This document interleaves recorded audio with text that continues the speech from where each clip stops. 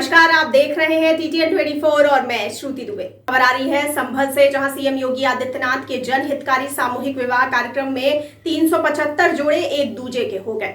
भव्य समारोह बहजोई के निजी रिजॉर्ट में हुआ, जहां विवाह संपन्न हुआ। कार्यक्रम में 175 युगलों के विवाह का लक्ष्य था, मगर लाभकारी इस योजना को 375 युगलों ने रजिस्ट्रेशन कर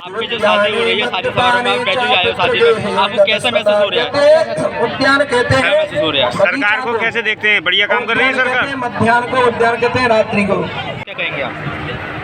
आज पूरे उत्तर प्रदेश में मुख्यमंत्री सामूहिक विवाह योजना का आयोजन किया जा रहा है।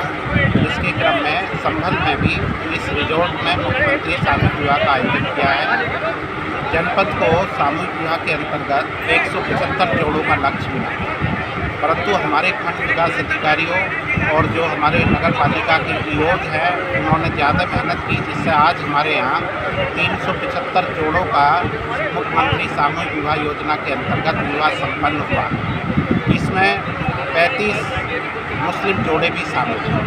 इन सभी जोड़ों को 50,000 रुपये की धनराशि में से 35,000 रुपये की धनराशि नकद दी जा रही है और 10,000 रुपये का सामान दिया जा रहा है और 6,000 रुपये ये जो आप व्यवस्था देख रहे हैं, 400 जोड़ों का गुना 10 गुना 4,000 आदमियों का भोजन है, इस व्यवस्था में खर्च किया गया है। तो जनपद के द्वारा अथक मेहनत करते हुए लक्ष्य से लगभग 3 गुना आज मुख्यमंत्री सामूहिक विवाह के अंतर्गत विवाह कार्य बहुत ही खूबसूरती के साथ संपन्न कराया है। इस कार्यक्रम में हमारे जनपद की माननीय मुख्यमंत्री जी श्रीमती गुलाब देवी जी, जिला पंचायत अध्यक्ष, भारतीय जनता पार्टी के जिलाध्यक्ष और अन्य सभी गणमान्य व्यक्ति उपस्थित रहे। बड़ी खबर निकलकर सामने आ रही है रांची से, जहां जिले में मेन रोड में मुस्लिम संगठनों ने जुलूस निकाला। जुलूस बेकाबू हो गया। पुलिस ने नियंत्रित करने का प्रयास किया। पत्थरबाजी में कई पुलिसकर्मी घायल भी हुए। स्थिति नियंत्रण में है। आगे से रोकिए इन लोग को।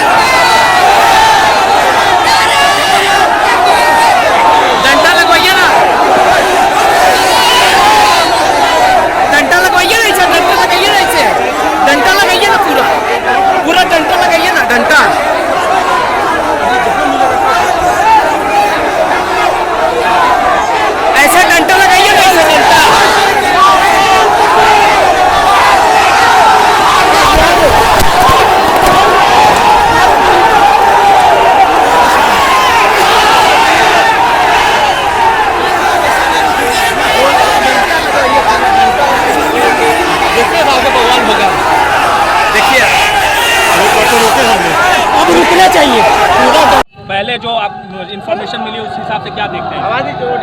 बस हल्ला शांत होने दीजिए ना। देखिए, जितनी हम लोगों के पास सूचना आई थी और जितने भी इन संगठनों से हमने बात की थी, सभी ने मिलकर ये आश्वासन दिया था कि वो किसी भी प्रकार का जो है उपद्रव नहीं करेंगे, शांतिपूर्ण तरीके से अपना प्रोटेस्ट करेंगे। लगातार ये लोग प्रोटेस्ट जो है शांतिपूर्ण तरीके से ही कर रहे थे, पर कुछ उपद्रवियों ने जानबूझकर माहौल को बिगाड़ने का प्रयास किया। पुलिस की कार्रवाई से मामला अब जो है शांत हुआ है, उपद्रव शांत हुआ है। हम लोगों का प्रयास यही है कि आगे शांति व्यवस्था बनाए रखी जाए। रांची की आम जनता से हम लोगों की यही अपील है कि पुलिस को अपना कार्य करने दिया जाए, शांति बनाए रखने में हम लोगों का मदद करें, सहायता करें।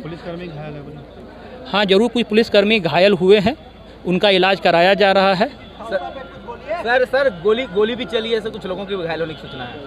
अब किसकी घायल नहीं है मुझे इसके बारे में कुछ नहीं बोलना है, अभी थोड़ा आगे बढ़ते हैं। ठीक है सर, ठीक, थैंक यू। खबर आ रही है मेरठ से, जहां वैश्य समाज महिला उत्तर प्रदेश मेरठ द्वारा प्राचीन महादेव शिव मंदिर सूरज कुंड रोड पर गंगा दशहरा के उपलक्ष्य में मीठे शरबत, बिस्कुट, हलवे, चिप्स के पैकेट आदि का वितरण किया गया। भीषण गर्मी को देखते हुए संस्था द्वारा 2 तारीख से निरंतर अलग अलग स्थानों पर शरबत का वितरण किया जा रहा है, जो गंगा दशहरे तक चला।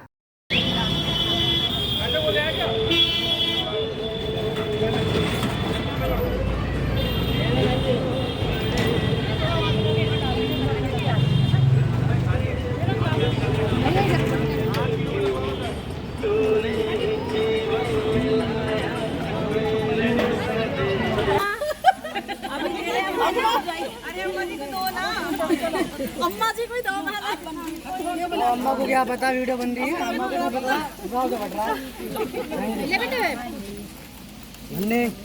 बच्चे काम नहीं बड़ी प्यारी प्यारी ये रे बेटा ले लो, आज बेटा आगे बिस्कुट ले आओ, जाओ लाओ दी आ जाओ। हमारे क्यों कह रही है बच्चों के बच्चे काम नहीं हमारे ले लो ये उत्तर प्रदेश के जनपद रामपुर में होने वाले लोकसभा उपचुनाव में समाजवादी पार्टी के वरिष्ठ नेता आजम खान ने अपने चिर परिचित अंदाज में जनता से पार्टी के घोषित प्रत्याशी आसिम राजा को चुनाव जिताने का आह्वान किया है। वहीं उन्होंने जेल से रिहा होने के बाद विधानसभा में एक दिन के पहुंचने का जिक्र भी कुछ अपने ही पुराने अंदाज में किया है। जिन्होंने हमें पहचानने में गलती की है, ये उनकी गलती है, हमारी गलती नहीं। उन्होंने अपना नुकसान किया, हमारा नहीं किया। हम उनसे भी चाहते हैं कि वो एक ऐसे शख्स का साथ दें जो वाकई दिल से बहुत मासूम, जिसके दामन पे कोई दाग नहीं, जिसकी पेशानी बिल्कुल साफ है। हमारा दामन तो लोगों ने इतना दागदार कर दिया है कि अपने दामन पर अफसोस होता है। जिसका जो जी चाहता है हम पर, जो जी चाहता है हम पर इल्जाम लगाता है। बकरी चोर, हम मुर्गी चोर हैं, हम भैंस चोर हैं, चोर नहीं है डकैत। हम पर चोरी की दफात नहीं है, हम पर डकैती की दफात। हमने शराब की दुकान लूटी है, हमने और हमारी बीवी और बेटे ने। हमारे दिल में तो इतने जख्म है दोस्तों कि जख्म का सिवा दिल में उसको जोड़ने की भी शायद कोई जगह बाकी नहीं रही है। ये दिल कैसे दिल की शक्ल में मौजूद है ये भी मालूम नहीं। कितने नशा है इस दिल में ये दिल को पता नहीं। इसलिए लाजिम है कि हम में अपने आप में, अपने अंदर में एक ऐसा इंसान और एक ऐसा मुकम्मल इंसान तैयार करें जो आज के लिए नहीं, आने वाली कई नस्लों के लिए एक पैगाम बन जाए। रामपुर ने हमेशा पैगाम दिया है, रामपुर ने हमेशा एक रास्ता दिखाया। मैंने जब ये कहा था कि रामपुर बाबू एक दिन मैं तुम्हारे शहर को दुनिया के नक्शे पर ला दूंगा, लोग मेरा मजाक उड़ाया करते थे, मुझ पर हंसा। मैं जानता था कि लोग मुझ पर हंसते हैं कि ये दीवाना पागल हो गया, लेकिन हम रामपुर को न सिर्फ ये कि दुनिया के नक्शे पर ले आए हैं, बल्कि पूरी दुनिया ये जानती है कि रामपुर के साथ बहुत सुंदर। मैं विधानसभा गया हूं एक दिन के लिए, थोड़ी सी देर के लिए शरण। भारतीय जनता पार्टी के वजीरों और एमएलए के सर नहीं उठ रहे थे। उन्हें मालूम था कि वो मुझसे आंख नहीं मिला सकेंगे और नहीं मिला सके आंख हमसे। बस एक ही जुल्म बाकी रह गया था, बची हुई जान भी निकाल दी जाती। मेरा हक कितना बनता है आप पर ये तो मैं नहीं जानता, लेकिन आपका हक मुझ पर इतना बनता है कि मैं जिंदगी की आखिरी सांस तक आपकी भलाई के लिए न सिर्फ ये सोचता रहूंगा बल्कि लड़ता रहूंगा। जारी है बलिया से, जहां जिले के मनियर थाना क्षेत्र के निपानिया गांव में जुम्मे की नमाज पढ़कर लौट रहे पिता व 2 पुत्रों पर चाकू से हमला कर दिए जाने का मामला सामने आया है।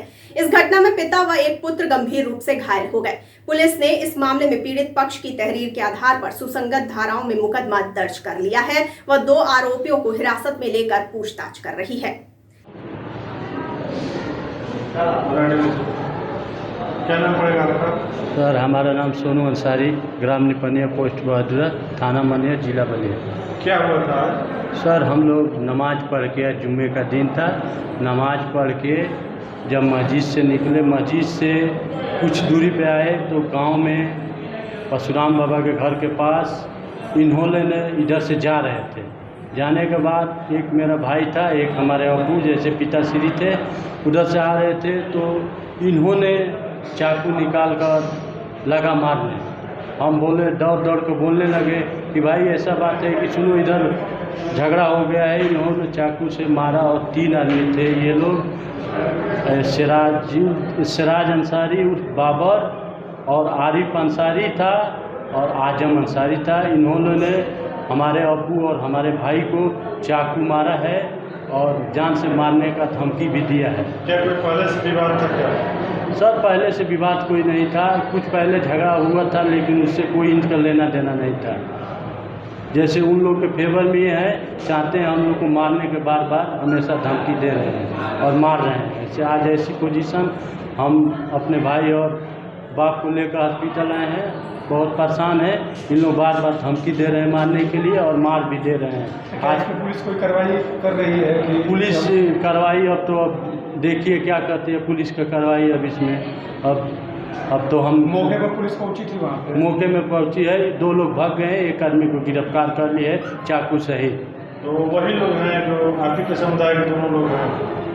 वो लोग हमारे ही गांव के हैं, हमारे ही बगल के हैं, हमारे पट्टार नहीं है, मैंने है घर के बगल में, ज़्यादा दूरी नहीं है हमारे घर की रील में। उन लोग से कोई लफड़ा हमारा नहीं था, इससे कोई एती नहीं था। मेरा नाम डॉक्टर अनुराग सिंह है, एज ए EMO जिला अस्पताल। 2 आए थे और उनको किस तरह की चोटें लगी? हाँ, 2 पेशेंट थे, इब्राहिम अंसारी और इसराफिल अंसारी, जिनको लाया गया था मनियर से लाया गया था। केस था चाकू स्टैब इंजरी, चाकू के द्वारा वार किया गया था। इन दोनों में से एक हैं इब्राहिम अंसारी, जिन्हें पेट में थोड़ी गंभीर चोट आई है और समुचित इलाज के लिए इनको हायर सेंटर BHO के लिए रेफ़र किया गया है। दोनों लोगों को रेफ़र कर दिया गया है, क्योंकि दोनों को ही काफ़ी गंभीर चोट है। चाकू कहाँ लगी है डॉक्टर? इब्राहिम अंसारी को चाकू पेट में लगी है और 1-2 जगह और भी जगह लगी है, हाथ बाहों में लगी है।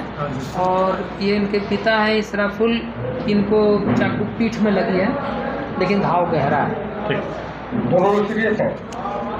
सीरियस तो हैं, सीरियस है इसीलिए भेजा गया है। सर आज मनियर में क्या घटना हुई है? थाना मनियर के निपनिया गांव में आज दोपहर में एक ही समुदाय के 2 पक्षों में पूर्व में दुकान के सामने जनरेटर को रखने को लेकर के विवाद हुआ था। उसी विवाद के क्रम में आज दोनों पक्षों में विवाद हुआ, जिसमें एक पक्ष द्वारा दूसरे पक्ष पर चाकू से हमला किया गया, जिसमें 2 लोग घायल हो गए। उनका इलाज पुलिस द्वारा कराया जा रहा है।